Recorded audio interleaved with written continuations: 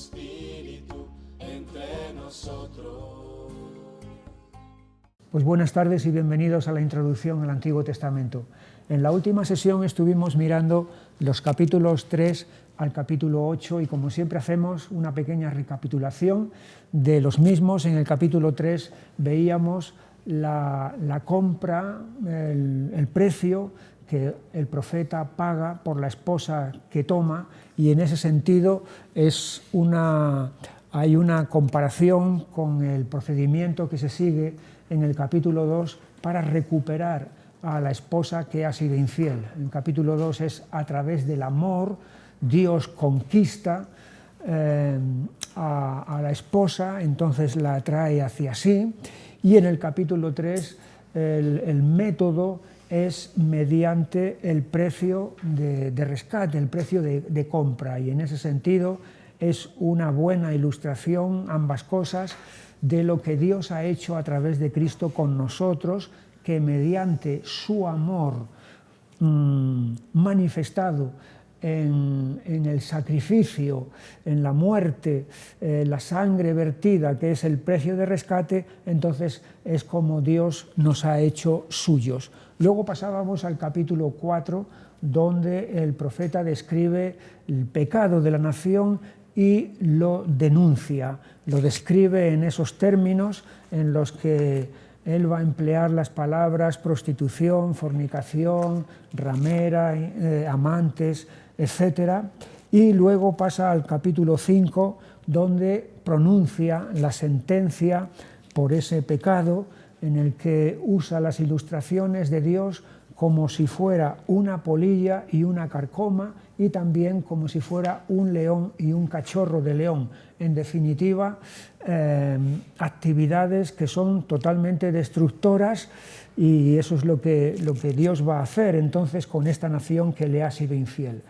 Veíamos en el capítulo 6 la superficialidad ante el pecado, ante esa denuncia y esa sentencia, que consiste en hacer meramente confesiones de palabra sin que verdaderamente haya un arrepentimiento y haya un cambio, lo cual significa que es un autoengaño en el que la nación ha caído, creyendo que sin una vuelta verdadera a Dios, entonces todas las cosas se van a arreglar. Y luego pasábamos al capítulo 7, donde el profeta describe el estado en el que la nación está por ese pecado, que lo compara a la acción de un horno que está quemando.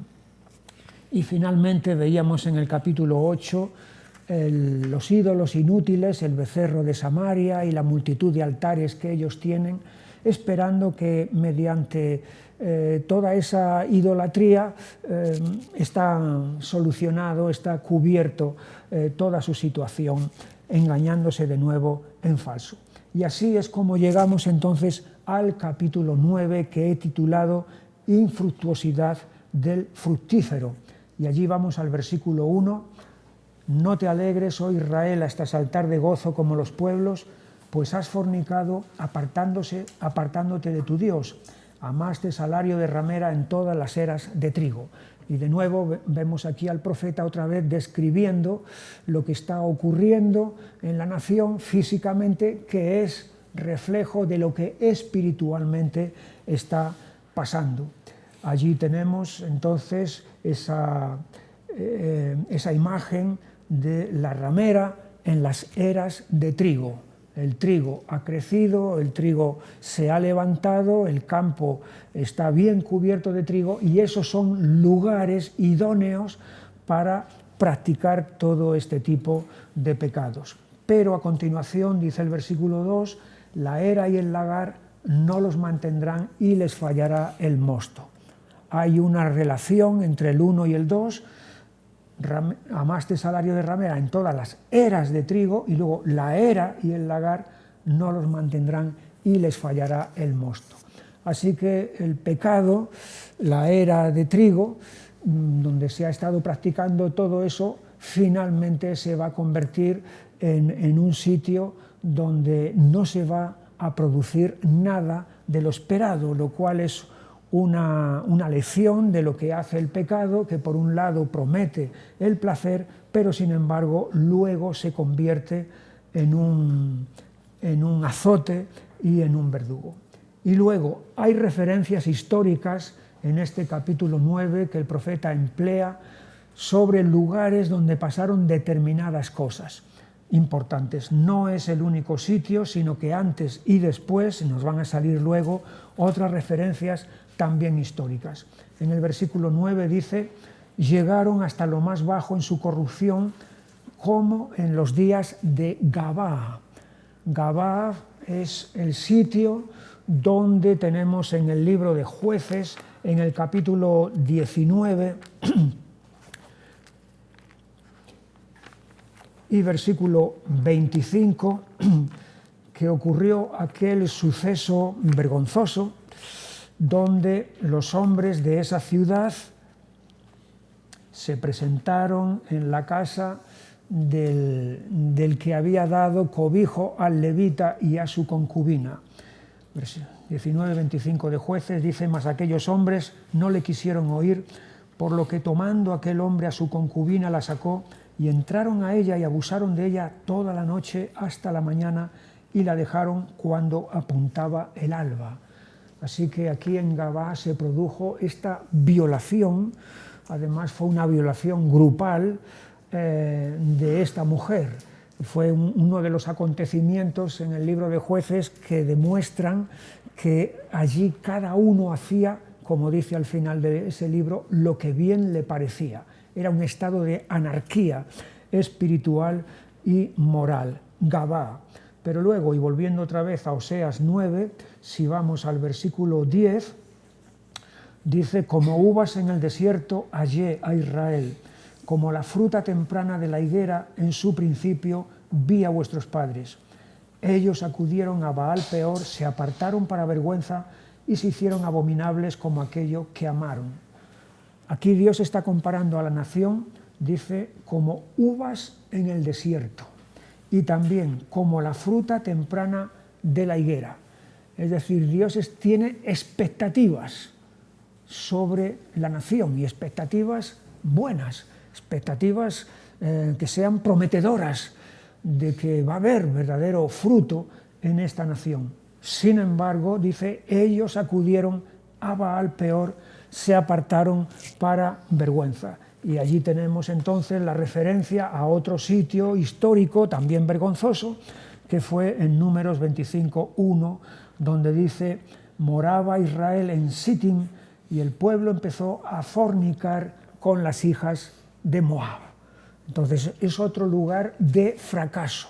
Lo mismo que Gabaa fue un lugar de fracaso porque se produjo aquella violación grupal, aquí también en este otro lugar de Baal Peor, sitio de adoración, de idolatría. Peor era un monte y Baal es el ídolo al que los moabitas estaban dando culto, y allí es donde había este culto entonces en el que mantener relaciones sexuales formaba parte de la adoración a ese ídolo, y ahí es donde Israel cayó en este pecado, y es lo que aquí entonces Oseas está trayendo a la memoria.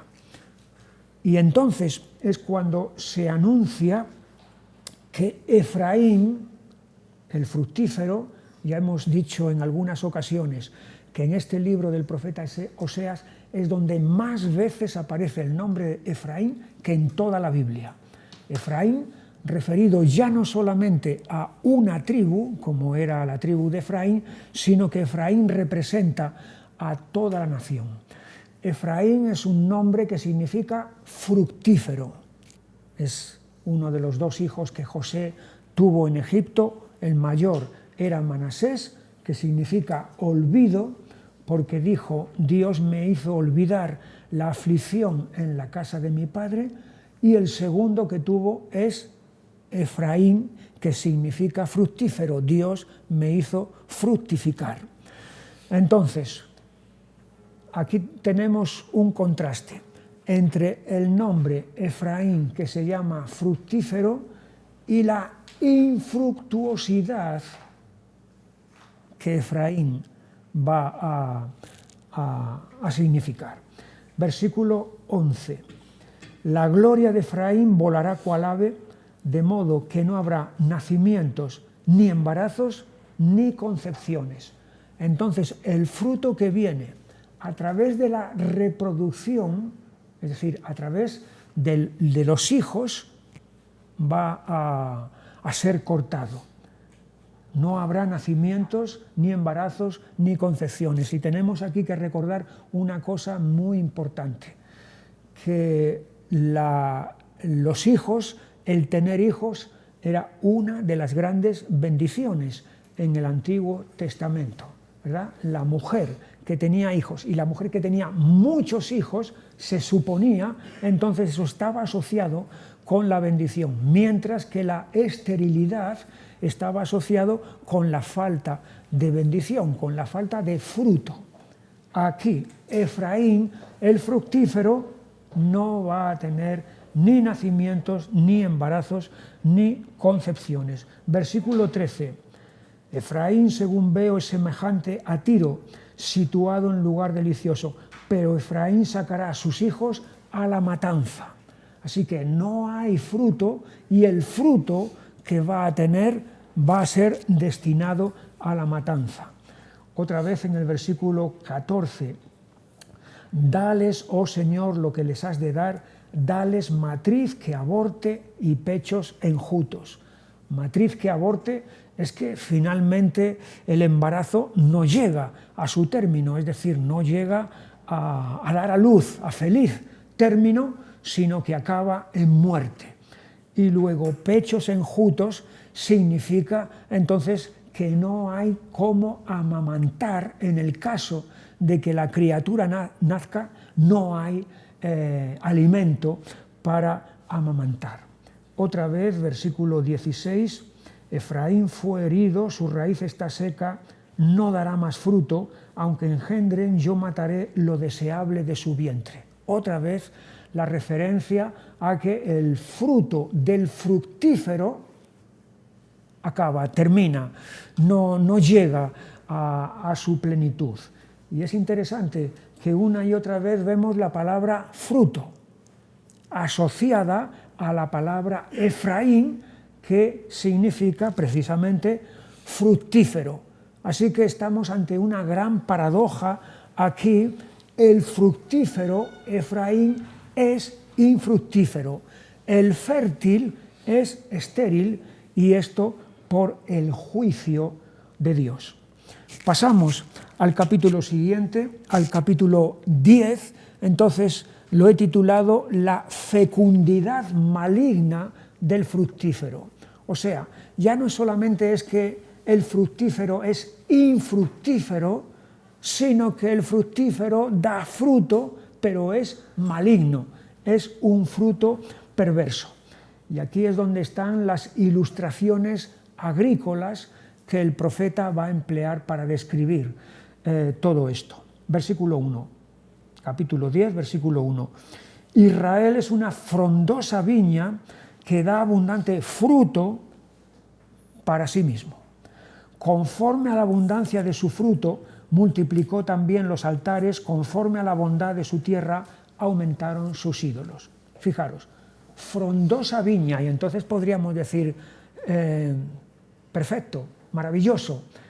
Efraín, Israel, es una frondosa viña, luego está dando fruto, pero dice, da abundante fruto para sí mismo. No es fruto para Dios, que es el propósito, sino que es fruto para sí mismo. Además, esta abundancia de fruto está relacionada con la abundancia de altares, o sea, de idolatría que hay en la nación. Conforme a la abundancia de su fruto, multiplicó también los altares. Hay mucho fruto y hay muchos altares, mucho pecado, mucha idolatría. Aquí vemos una cosa muy importante. La prosperidad puede ser la puerta La abundancia de la prosperidad puede ser la puerta para la abundancia de iniquidad, la abundancia de pecado. De hecho, esto es lo que ocurre muchas veces en la historia de las naciones, también en la historia del pueblo de Dios. A más prosperidad, más iniquidad. Y sigue el profeta utilizando las ilustraciones agrícolas, versículo 4, han hablado palabras jurando en vano al hacer pacto. Por tanto, el juicio florecerá como ajenjo en los surcos del campo. El ajenjo es una planta amarga, es de lo más amargo que se pueda experimentar, que se pueda probar.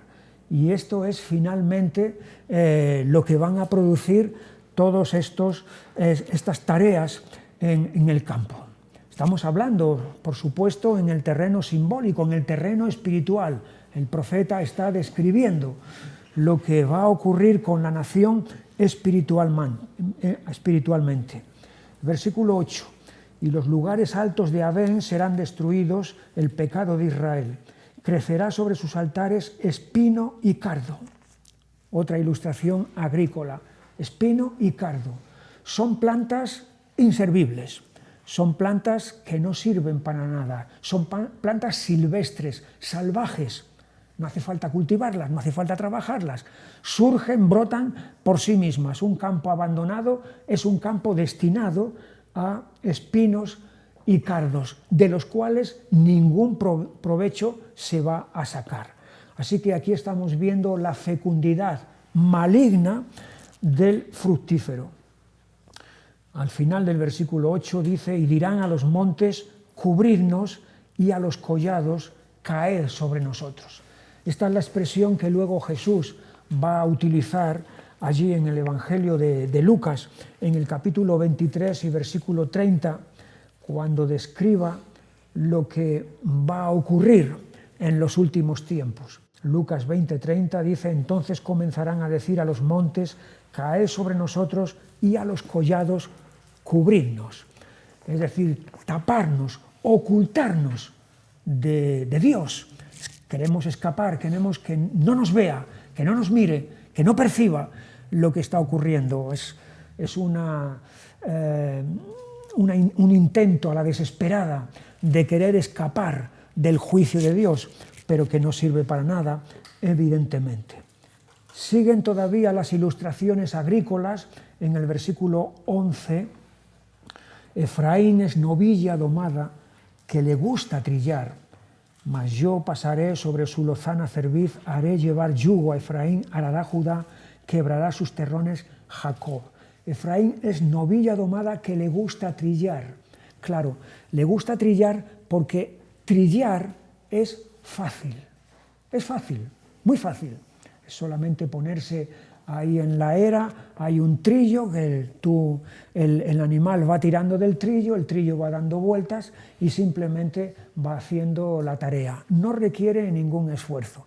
Yo me acuerdo, es una de las imágenes que tengo así de mi infancia en el sitio donde yo nací, y entonces en una ocasión estuve en un lugar de trilla y era tan divertido, era tan bien, ¿no? Estar ahí haciendo toda esta tarea. No demanda ningún esfuerzo. Entonces, Efraín le gusta trillar, es decir, le gusta lo fácil, le gusta lo cómodo. Pero lo trabajoso, lo que verdaderamente al final va a traer verdadero fruto, eso no lo quiere. Allí en el versículo que es arar, lo trabajoso es arar, no trillar, porque meter el arado en la tierra y que el animal tenga que tirar del arado y todo eso supone, no solamente para el animal, sino también para el que está arando, supone un esfuerzo muy, muy fuerte. Y a eso es a lo que alude Dios en el versículo 12. Sembrad para vosotros en justicia, segad para vosotros en misericordia. Sembrad. para vosotros en justicia. El trabajo de la siembra no es como el de la trilla. El trabajo de la siembra es un trabajo que requiere ya el esfuerzo. De hecho, a continuación sigue diciendo, haced para vosotros barbecho.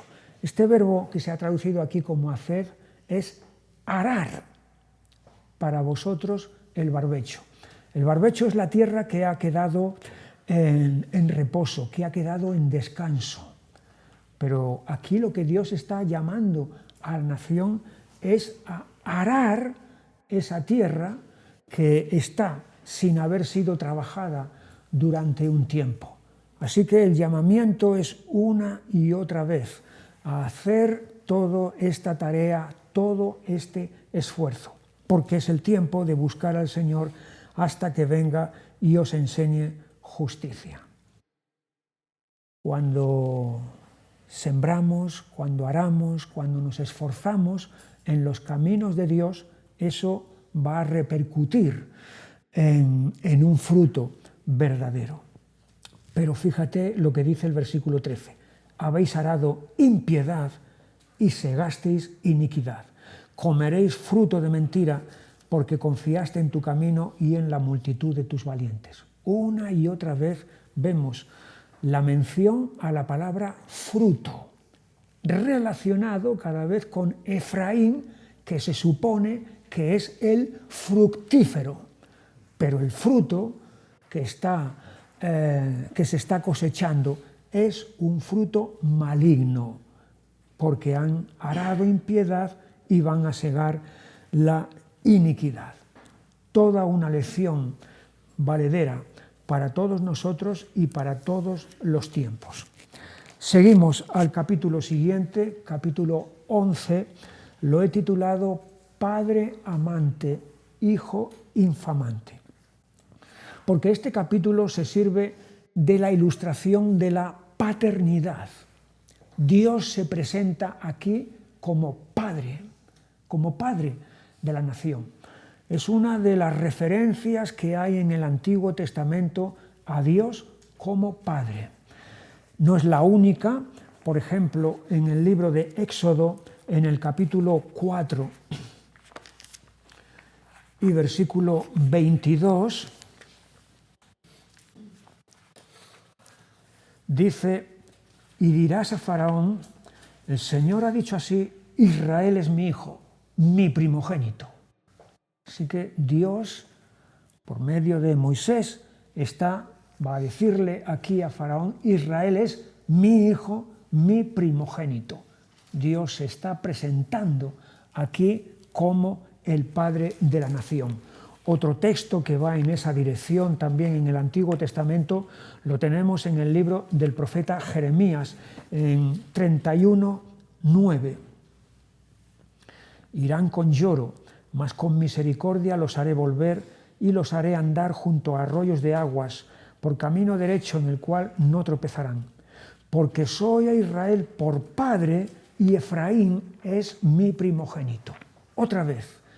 De nuevo, prácticamente son las mismas palabras que hemos visto en Éxodo, en el que Dios se presenta como Padre de la nación y la nación es su hijo. Y aquí en este capítulo 11 de Oseas, entonces es la misma línea la que Dios está hablando. Versículo 1. Cuando Israel era muchacho, yo lo amé y de Egipto llamé a mi hijo. Así que aquí Dios se está refiriendo a Israel, a la nación, como su hijo al cual va a sacar de Egipto.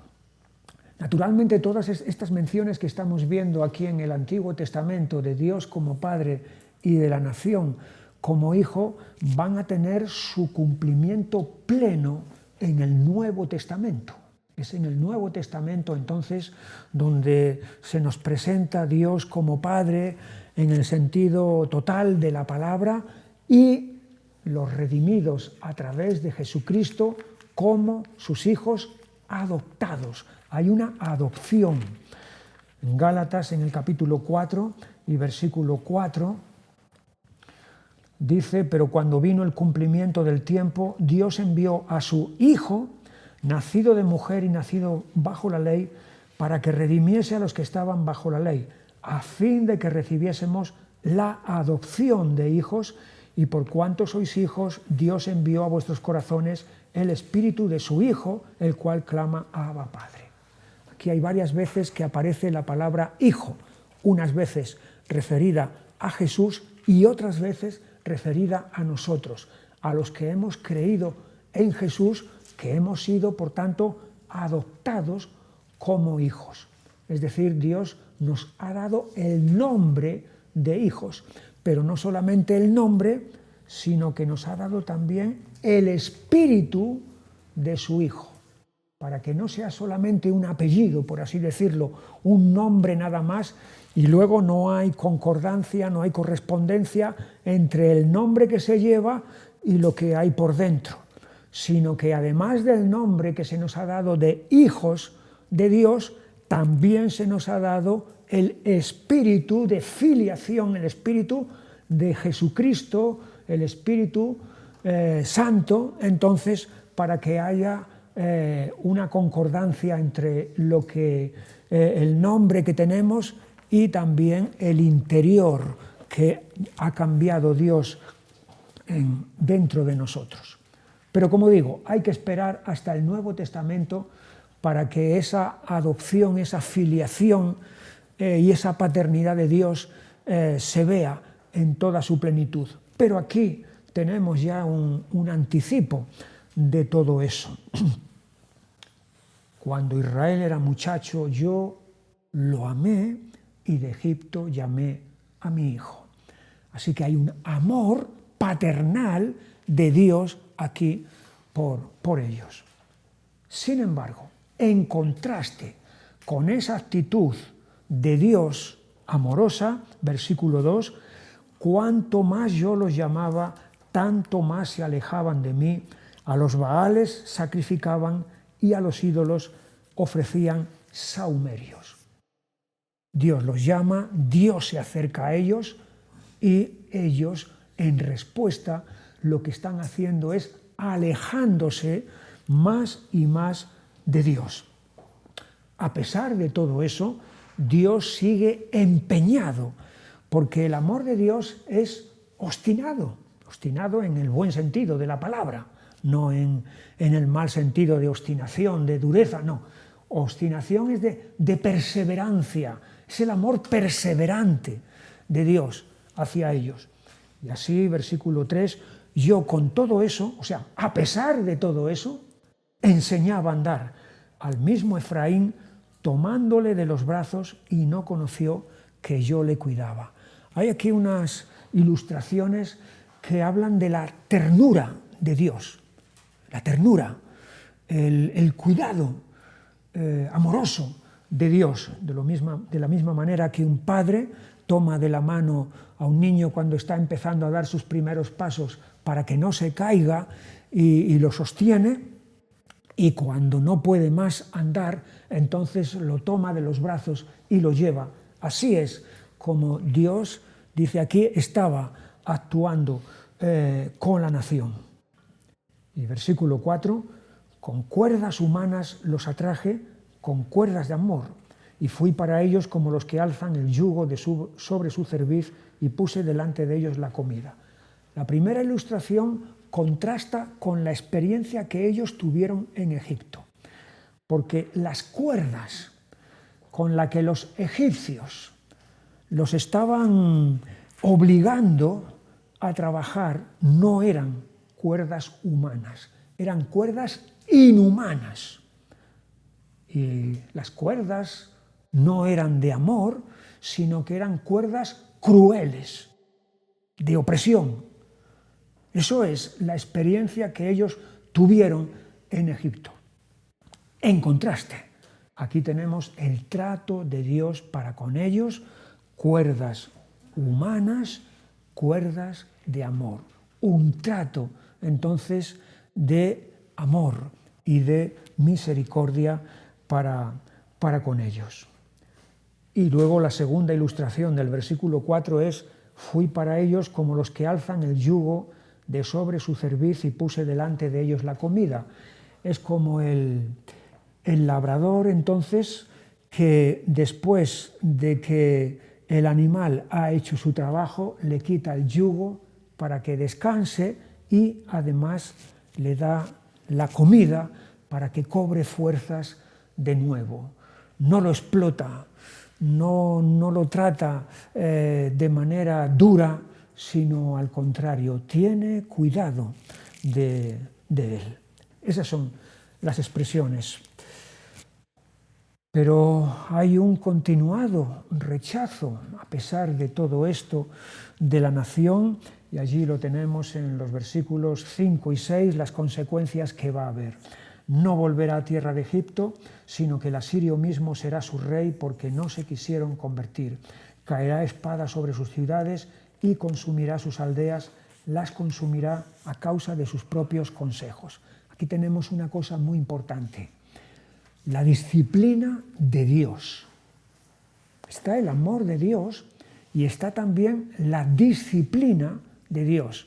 Una disciplina que en ocasiones puede tomar formas muy severas, pero viene de parte de Dios.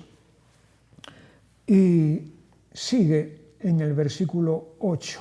A pesar de todo esto dice, ¿cómo podré abandonarte, oh Efraín? ¿Te entregaré yo, Israel? ¿Cómo podré yo hacerte como Adma o ponerte como a Zeboim? Mi corazón se conmueve dentro de mí, se inflama toda mi compasión. Aquí está diciendo Dios, ¿cómo voy a actuar contigo como si fuerais cualquier cosa, cualquier pueblo, cualquier nación?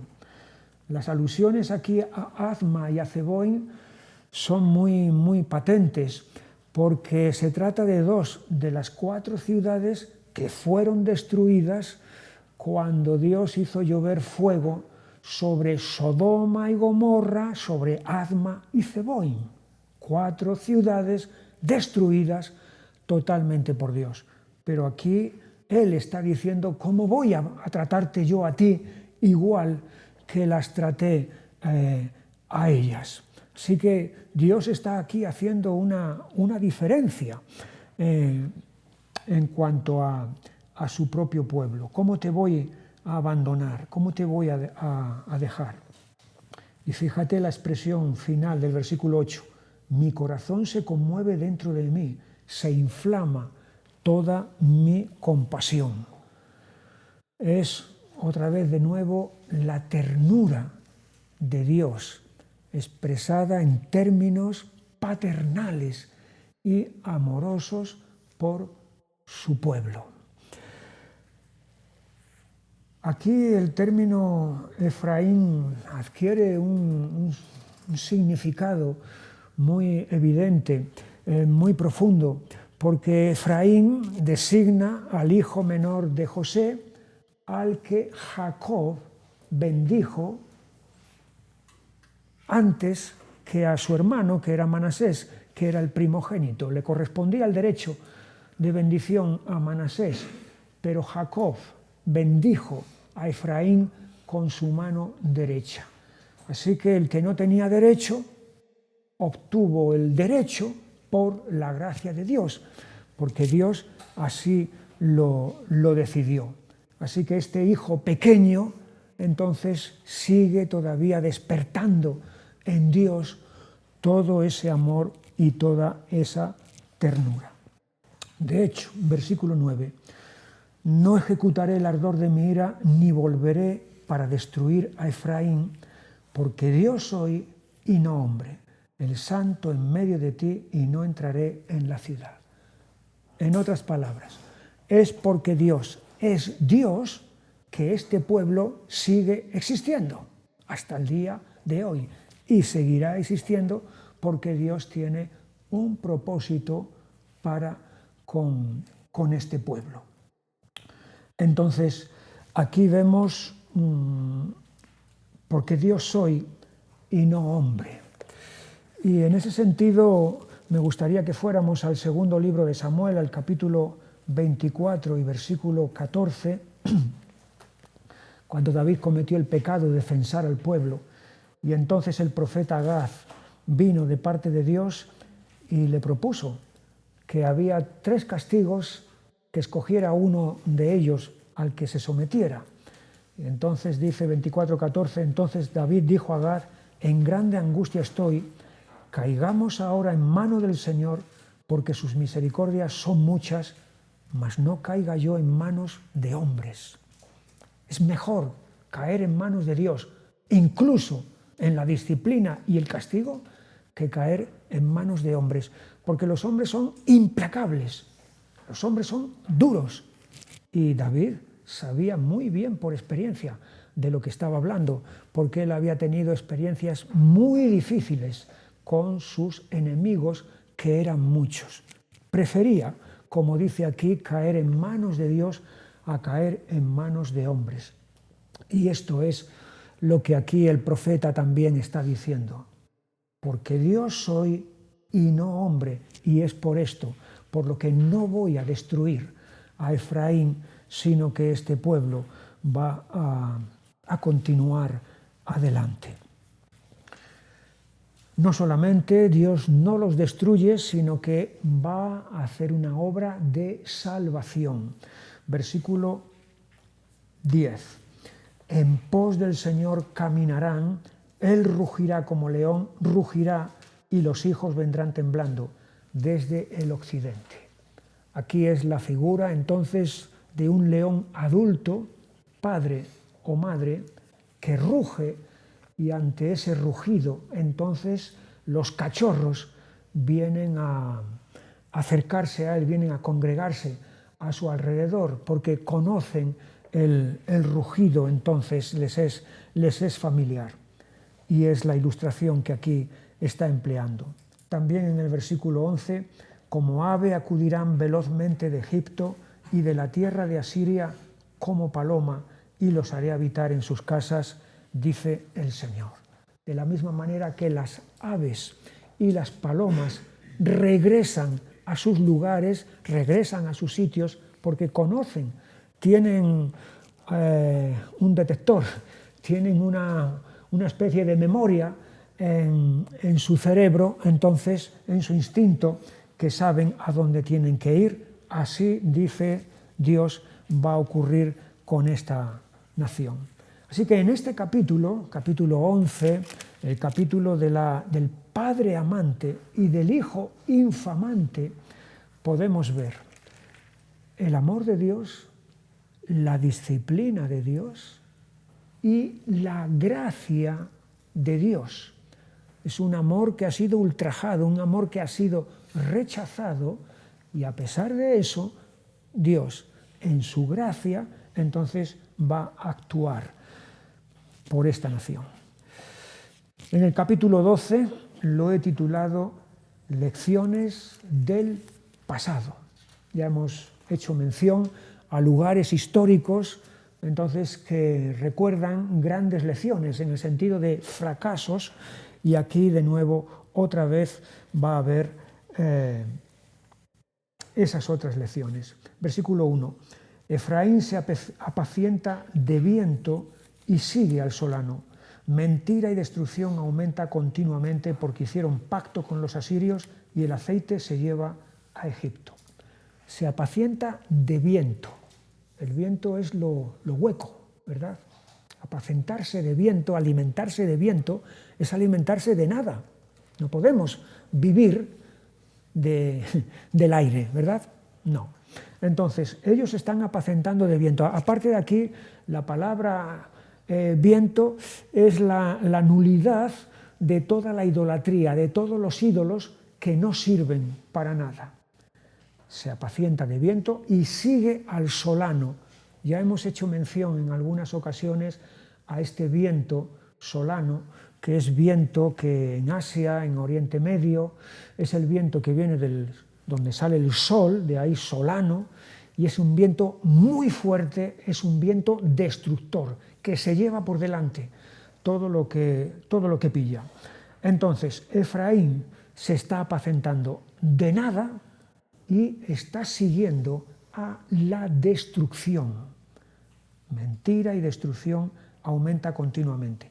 Hicieron pacto con los asirios, es decir, el buscar la fuerza de naciones extranjeras, eso es apacentarse de viento, no van a traer la respuesta, y el aceite se lleva a Egipto.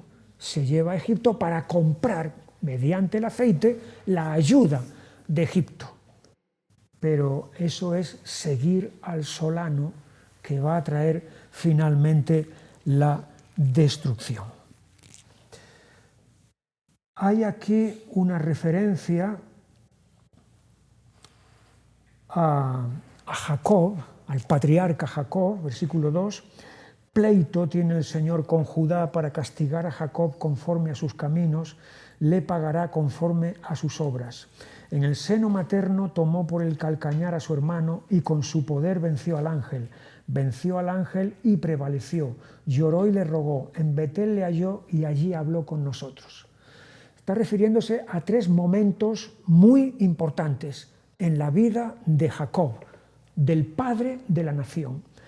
La primera, cuando todavía estaba en el seno materno, que agarró el calcañar de su hermano Esaú, que Esaú fue el que nació primero, pero Jacob ya estaba agarrado al calcañar de su hermano. La segunda mención la tenemos en Betel, cuando Dios habla con Jacob y le promete que va a ser su descendencia, a él le va a bendecir y su descendencia también va a ser bendición. Y la tercera es cuando tiene el encuentro con el ángel que es Dios mismo, entonces, y finalmente va a conseguir la bendición de Dios. Así que podríamos pensar, fíjate qué fuerte es Jacob. Se agarra al calcañar de su hermano, tiene comunicación con Dios allí en Betel y luego finalmente tiene este encuentro con Dios mismo en forma humana y también logra el objetivo que quería de que Dios le bendiga. ¡Qué fuerte es Jacob! Pero dice el versículo 5, mas el Señor es Dios de los ejércitos, el Señor es su nombre. Aquí tenemos quién es el que es verdaderamente fuerte, el que es verdaderamente poderoso. No es Jacob, es el Señor que es Dios de los ejércitos. Y además se va a añadir algo más sobre Jacob, versículo 12. Pero Jacob huyó a tierra de Aram, Israel sirvió para adquirir mujer y por adquirir mujer fue pastor. Ese Jacob, aparentemente tan fuerte, huyó delante de un hombre, su hermano Esaú, que lo quería matar, tuvo que huir delante de este hombre y luego sirvió a otro hombre que fue su tío Labán durante 14 años por las 2 mujeres que tuvo y 20 años en total. Así que huyó ante un hombre y sirvió a un hombre. Este que parecía tan fuerte. Fíjate en cambio el contraste con lo que Dios ha hecho. Versículo 13, por un profeta el Señor hizo subir a Israel de Egipto y por un profeta fue guardado. Así que el Señor es el que ha sacado a Israel de esta servidumbre. Jacob se sometió a la servidumbre de su tío Labán. Sí, se hizo siervo de su tío Labán. Aquí Dios está sacando de la servidumbre a Israel de Egipto y guarda, apacienta, de la misma manera que Jacob apacentó sirviendo a Labán, apacentó las ovejas de su tío Labán. Aquí Dios va a apacentar, a guardar a Israel, sacándolo de Egipto. Esto en cuanto a la nación de Judá. Y luego tenemos la referencia a Efraín, en este capítulo 12 y versículo 7, mercader que tiene en su mano peso falso, amador de opresión. Efraín dijo, ciertamente he enriquecido, he hallado riquezas para mí, nadie hallará iniquidad en mí, ni pecado en todos mis trabajos. Así que aquí vemos los negocios de Efraín. Ya dijimos que este libro de Oseas está en el reinado de Jeroboam II, un tiempo de gran prosperidad nacional, material, territorial, militar, etc. Sin embargo, fíjate la denuncia que está aquí haciendo el profeta, que dice mercader. Esta palabra mercader es la palabra cananeo. Un cananeo, literalmente, etimológicamente, gramaticalmente, significa mercader. Cananeo que tiene en su mano peso falso, amador de opresión. Es decir, estás utilizando el engaño, estás utilizando el abuso para obtener ganancias comerciales. Y dice Efraín, ciertamente he enriquecido, he hallado riquezas para mí, y nadie hallará iniquidad en mí, ni pecado en todos mis trabajos. Pero es evidente que eso no va a ser así, porque dice el versículo 9, pero yo soy el Señor tu Dios desde la tierra de Egipto, aún te haré morar en tiendas como en los días de la fiesta. Las tiendas se refiere a los tabernáculos que ellos construyeron recordando los tiempos del desierto. En el desierto no tenían morada fija, no había moradas fijas. Vivían en tiendas, estaban desposeídos de moradas fijas. Y en este sentido lo que Dios está diciendo aquí es que los va a desposeer de toda esa abundancia, de toda esa riqueza que han conseguido mediante métodos engañosos, van a ser desposeídos totalmente. Capítulo 13. Lo he titulado Perdición y Redención. Versículo 2, o mejor versículo 1, cuando Efraín hablaba hubo temor, fue exaltado en Israel, mas pecó en Baal y murió. Es como una referencia a lo que la nación ha sido. Fue exaltado en Israel. Israel es Jacob. Israel extendió su mano derecha sobre Efraín, exaltándolo mediante esa bendición que no merecía, a la que no tenía derecho. Fue exaltado por Israel. Ese es el nombre que se utiliza en Génesis en esa escena. No se le llama Jacob, se le llama Israel a Jacob. Está exaltando a Efraín.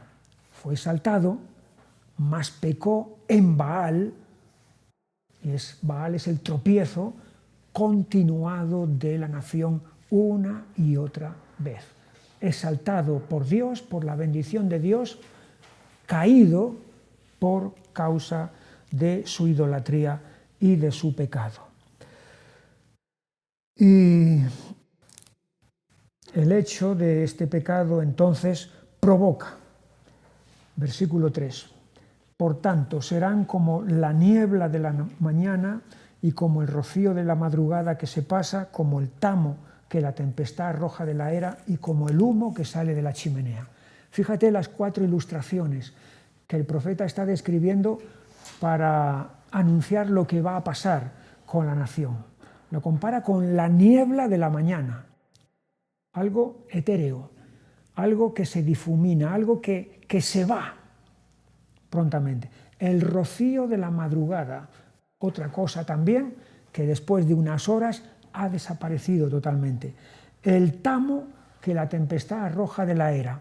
El tamo es ese polvillo del trigo, entonces ha quedado, y eso en cuanto viene un poco de viento se lo lleva y desaparece, porque no pesa nada, no tiene consistencia. Y el humo que sale de la chimenea es humo que vuela igualmente. Así es como va a ocurrir entonces a causa de toda esta idolatría del versículo 2, donde dice, ahora añadieron a su pecado y de su plata se han hecho según su entendimiento imágenes de fundición, ídolos, toda obra de artífices, acerca de los cuales dicen a los hombres que sacrifican que besen los becerros. Seguramente alguna escena ritual que antes de sacrificar al animal, entonces estaban besándolo también. Dios vuelve aquí a recordarle los inicios de la nación, versículo 4, mas yo soy el Señor tu Dios desde la tierra de Egipto, no conocerás pues otro Dios fuera de mí, ni otro Salvador sino a mí. Yo te conocí en el desierto, en tierra seca, o sea, donde no hay nada, donde no hay recursos. Sin embargo, allí es donde Dios los estuvo sosteniendo, les estuvo proveyendo milagrosamente en tierra seca, donde nada se puede obtener. Dios los mantuvo durante los 40 años hasta que llegaron a Canaán. Los encontró allí en el desierto, pero fíjate lo que dice a continuación en el versículo 6. En sus pastos se saciaron y repletos se ensoberbeció su corazón, por esta causa se olvidaron de mí. Es decir, una vez que entraron en Canaán, ya tenían pastos, ya tenían alimentación y ya tenían abundancia. Esa misma abundancia, esa prosperidad fue la puerta que abrió la apostasía. Es lo que en el libro de Deuteronomio dice en el capítulo 32 y versículo 15. Está describiendo aquí el itinerario histórico de Israel. Y en el versículo 15 dice, pero engordó Jesurún, es otro nombre para Israel, y tiró coces, engordaste, te cubriste de grasa, entonces abandonó al Dios que lo hizo y menospreció la roca de su salvación. Porque están prósperos, porque están cómodos, porque el materialismo los ha envuelto, los tiene completamente dominados. Y esto es lo que el profeta Oseas está diciendo aquí. En sus pastos se saciaron y repletos se ensoberbeció su corazón y por esta causa se olvidaron de mí. Y las consecuencias es otra vez Dios descrito en términos de fieros, términos destructivos. Versículo 7. Por tanto, yo seré para ellos como león, como un leopardo en el camino los acecharé, como osa que ha perdido los hijos los encontraré y desgarraré las fibras de su corazón y allí los devoraré como león, fiera del campo los despedazará. León, leopardo y osa, pero una osa que ha perdido los hijos, o sea, una osa que está furiosa totalmente. El que se encuentre con una osa ya de por sí es un peligro, pero si te encuentras con una osa que ha perdido a los hijos o se los han robado, entonces ya es terrible. Cuando llegamos a este punto podemos pensar, entonces, ¿está todo perdido? ¿No hay solución? La hay. Y es Dios mismo el que la está dando. Versículo 9. Te perdiste, oh Israel, mas en mí está tu ayuda. Te perdiste, oh Israel, tú misma te has perdido, pero en mí está tu ayuda. Y de nuevo volvemos aquí a ver el amor perseverante de Dios. Después de usar la dura disciplina, el duro correctivo del leopardo y el león y la osa, etc., sin embargo, todavía está aquí diciéndole a la nación, te has perdido, pero en mí está tu ayuda. Le recuerda, versículo 10, ¿dónde está tu rey para que te guarde con todas tus ciudades y tus jueces, de los cuales dijiste, dame rey y príncipes? ¿Dónde están tus gobernantes? ¿Dónde están tus poderosos? ¿Te pueden ellos ayudar? en la situación en la que estás? Versículo 11. Te di rey en mi furor y te lo quité en mi ira. Y la referencia aquí evidentemente es a Saúl, donde la nación insiste. No queremos jueces, no queremos ese tipo de gobernantes, queremos un rey, como todas las naciones. Y Dios les dice, os doy rey en mi furor, y se lo va a quitar en su ira, porque sabemos las desobediencias reiteradas de Saúl, que finalmente Dios lo va a quitar del trono. Seguimos adelante, versículo 12, atada está la maldad de Efraín, su pecado está guardado. Está bien atrapado en esa maldad y en ese pecado. Pero fíjate la palabra que Dios da en el versículo 14. De la mano del Seol los redimiré, los libraré de la muerte. Oh muerte, yo seré tu muerte y seré tu destrucción. Oh Seol, la compasión será escondida de mi vista. Estamos aquí ante uno de los grandes anuncios en el Antiguo Testamento acerca de la victoria sobre la muerte. Oh muerte, yo seré tu muerte. No es el único. Hay otro que nos salió cuando estudiamos al profeta Isaías en el capítulo 25.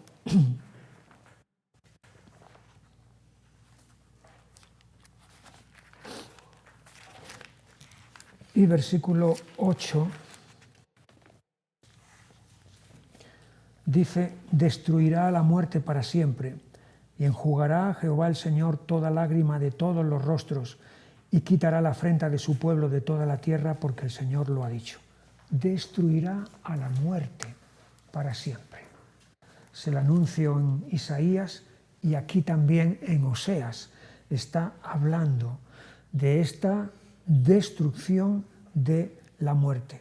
De hecho, es el texto que luego en Primera de Corintios, en el capítulo 15 y versículo 55, el apóstol Pablo va a echar mano cuando hable de la resurrección de los muertos.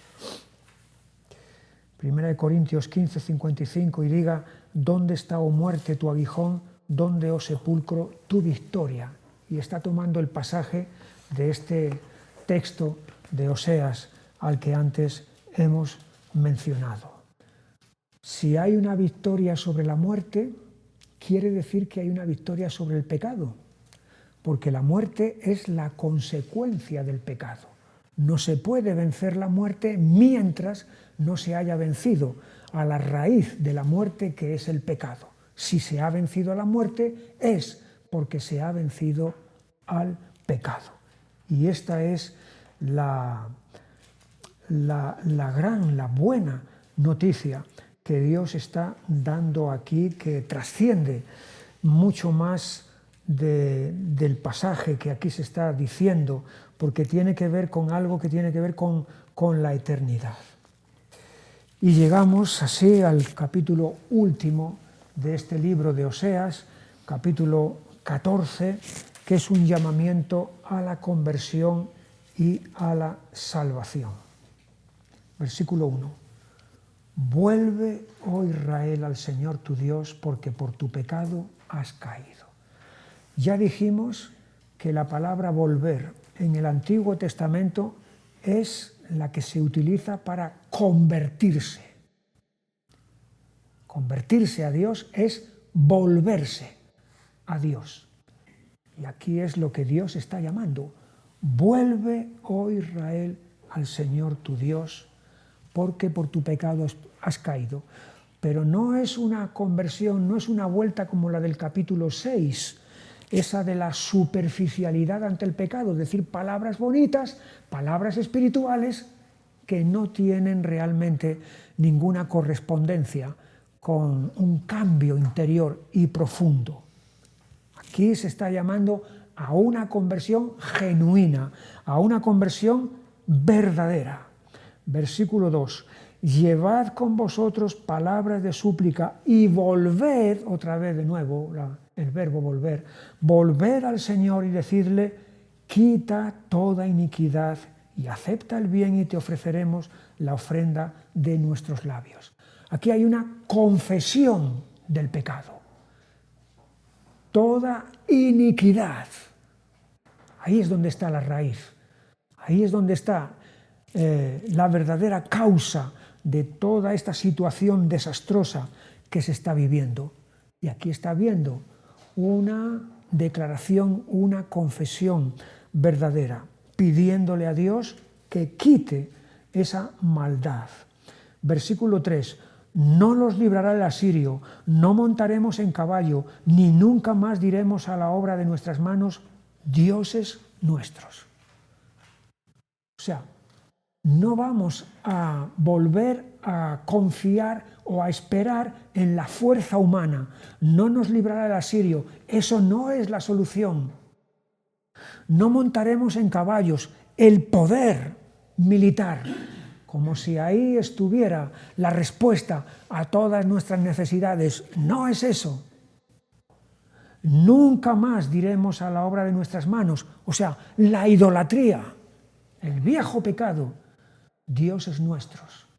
Aquí está viendo una verdadera confesión, una verdadera resolución de apartarse de todos esos caminos que los han llevado al desastre.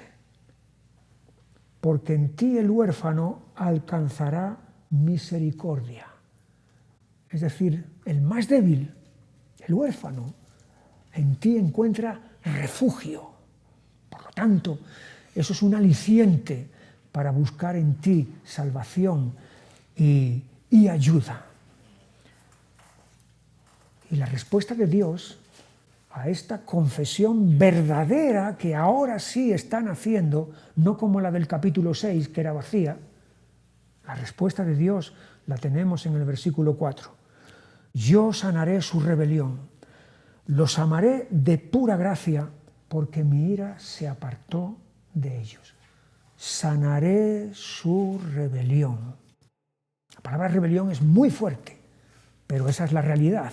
Es rebelión el estado en el que ellos estaban y ahora se han vuelto a mí, voy a sanar todo eso. Los amaré de pura gracia, de libre voluntad, porque mi ira se apartó de ellos. Y a continuación viene una descripción, ahora otra vez en términos agrícolas, que para ellos les es muy familiar. Versículo 5. Yo seré Israel como rocío, él florecerá como lirio y extenderá sus raíces como el Líbano, se extenderán sus ramas y será su gloria como la del olivo y perfumará como el Líbano, volverán y se sentarán bajo su sombra, serán vivificados como trigo y florecerán como la vid, su olor será como de vino del Líbano. ¿Veis? Todos son ilustraciones en términos agrícolas. Rocío, lirio, la belleza de esa planta, de esa flor, perfumará como el Líbano, y es evidente que aquí se está haciendo una referencia al símbolo del Líbano, que es el cedro. El cedro no solamente es un árbol majestuoso con una madera que sirvió para embellecer el templo de Salomón y que también sirve para construir instrumentos musicales de gran calidad, sino que esa madera del cedro del Líbano tiene un olor especial, un olor deleitoso. Se está hablando también, extenderá sus raíces como el cedro. El cedro no tiene unas raíces cortitas, tiene unas raíces que están bien hundidas en tierra. Por eso es un árbol tan majestuoso. Se extenderán sus ramas. Está hundido bien en la tierra y al mismo tiempo las ramas son grandes. Será su gloria como la del olivo, porque el olivo es un árbol que siempre mantiene sus hojas verdes. Y perfumará como el Líbano. De nuevo volvemos a ver aquí otra vez la ilustración acerca del olor que desprende el cedro. Todo esto son consecuencias añadidas, bendiciones añadidas a las del versículo 4, que son las esenciales. Yo sanaré su rebelión, los amaré de pura gracia, porque mi ira se apartó de ellos. Versículo 8, estamos terminando. Efraín dirá: ¿qué más tendré ya con los ídolos? La respuesta es nada. No tengo nada que ver con todo eso. Ha quedado en un pasado. Terminó.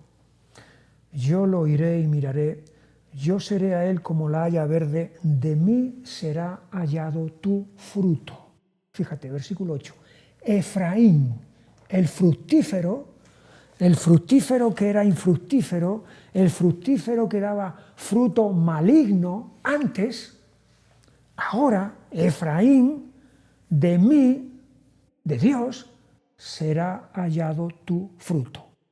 De tal manera que ahora es cuando tu nombre, vas a hacer honor a tu nombre, Efraín, fructífero, porque vas a dar fruto de parte mía. De mí será hallado tu fruto. El libro termina con una pregunta que nos llama a la reflexión y nos llama también a nosotros a meditar en la misma. Versículo 9. ¿Quién es sabio para que entienda esto y prudente para que lo sepa? Para que entienda el mensaje de este libro. Porque los caminos del Señor son rectos y los justos andarán por ellos, mas los rebeldes caerán en ellos.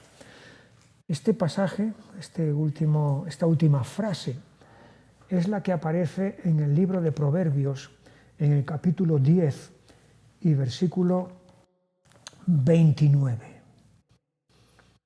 El camino del Señor es fortaleza al perfecto, o sea, al íntegro, pero es destrucción a los que hacen maldad.